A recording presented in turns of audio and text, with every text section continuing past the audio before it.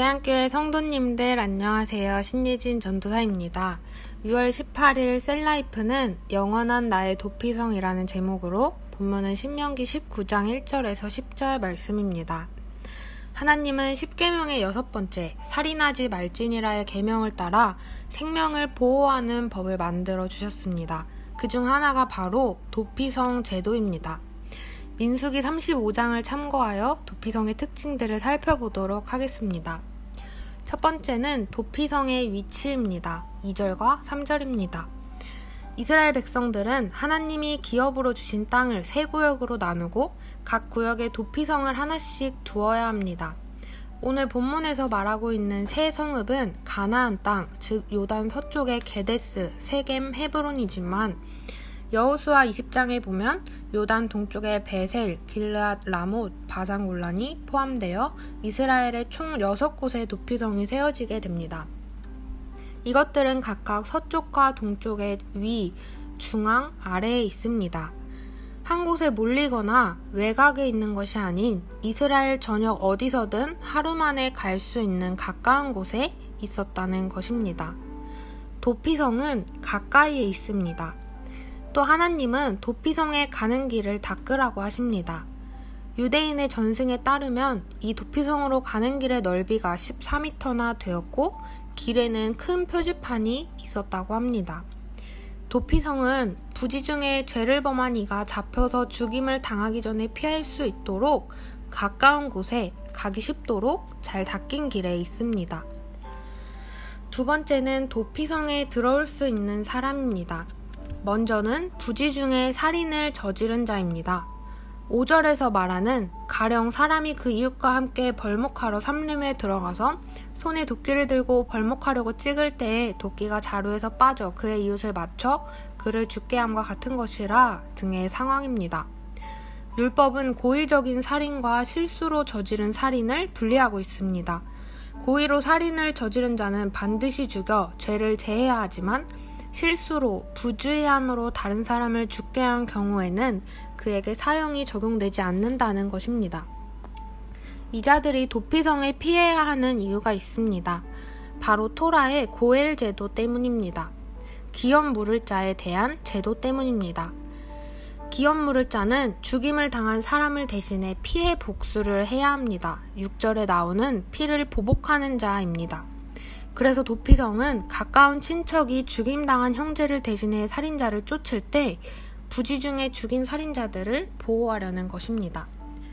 다음은 부지 중에 살인을 저지른 사람을 전제로 하고 도피성에 들어올 수 있는 사람은 국적에 제한이 없다는 것입니다. 민수기 35장에서 구체적으로 나오는 대상이 있습니다. 이 법은 이스라엘 자손에게만 해당되는 것이 아니라는 겁니다.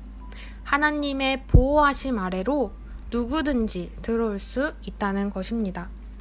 세 번째는 도피성의 절차입니다. 들어올 때에도 나갈 때에도 절차가 있습니다. 도피성은 직역하면 받아들이는 성읍이라는 뜻입니다. 부지 중에 살인을 저지른 자들을 받아들입니다. 그리고 그들이 안전하게 재판받을 수 있도록 보호합니다.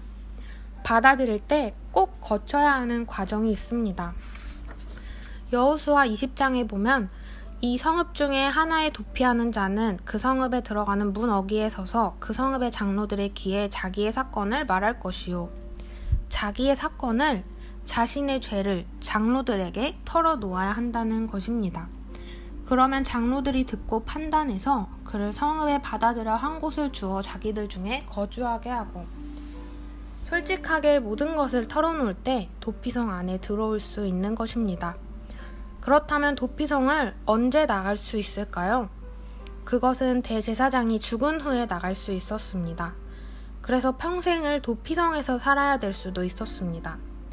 만약 그 전에 나가면 도피성 밖에서 피를 보복하는 자의 손에 죽어도 아무 문제가 되지 않습니다.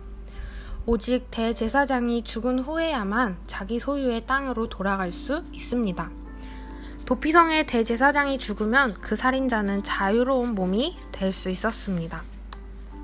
오늘 함께 살펴본 도피성의 특징은 요단 서쪽 위, 중간, 아래에 있으며 어느 곳에서든지 하루 만에 갈 수 있는 가까운 곳에 위치하고 또 부지 중에 살인을 저지른 자라면 국적에 관계없이 누구나 들어올 수 있고 또 들어가기 위해서는 잘못에 대한 솔직한 고백이 반드시 동반되어야 한다는 것이었습니다. 또 도피성은 대제사장이 죽고 난 뒤에 나갈 수 있었습니다. 대제사장의 죽음은 우연히 등장하는 요소가 아닙니다. 저희는 이제 도피성의 특징들이 한 방향을 가리키고 있음을 보게 됩니다. 바로 예수 그리스도입니다.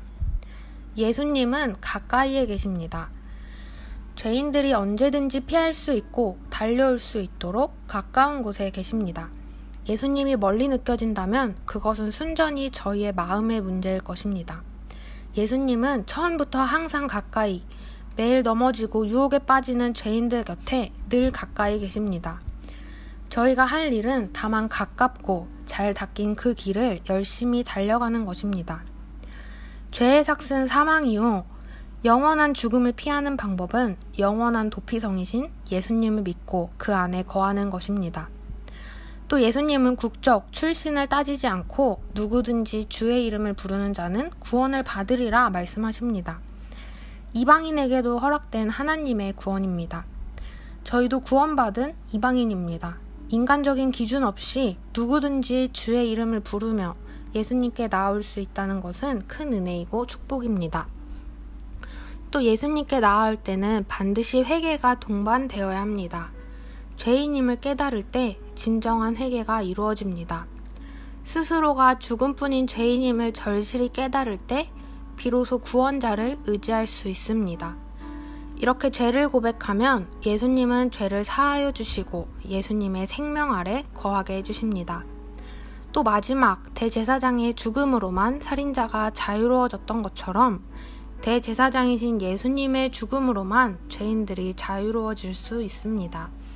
저희는 이미 그 죽음을 통해 생명을, 진정한 자유를 얻은 사람들입니다. 도피성에서 나와 자유롭게 된 이들에게는 눈부신 햇살도 매일 마시던 공기도 이전과는 다른 전혀 새로운 느낌일 것입니다. 오늘 하루 그리스도께서 죽음으로 우리에게 주신 생명의 자유를 삶의 곳곳에서 느끼는 하루가 되시길 기도합니다. 더 깊이 예수를 생각하며 이전과는 다른 삶을, 어제와 또 다른 삶을, 하루의 작은 모든 순간들을 하나님의 영광을 위해 섬기고 올려드리는 저희가 되기를 기도합니다. 히브리서 3장 1절을 마지막으로 읽어드리고 말씀을 마치겠습니다. 그러므로 함께 하늘의 부르심을 받은 거룩한 형제들아, 우리가 믿는 도리의 사도이시며 대제사장이신 예수를 깊이 생각하라. 감사합니다.